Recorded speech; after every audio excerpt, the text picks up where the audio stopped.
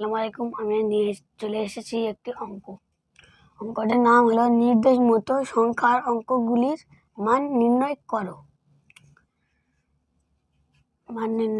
এই অঙ্কটির প্রথম সূত্র হলো একক দশক।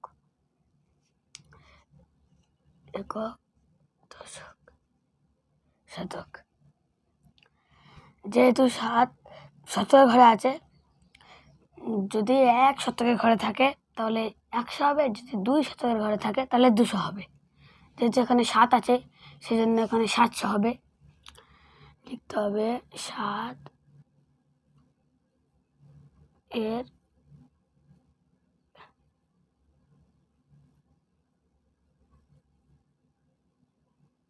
স্থানীয়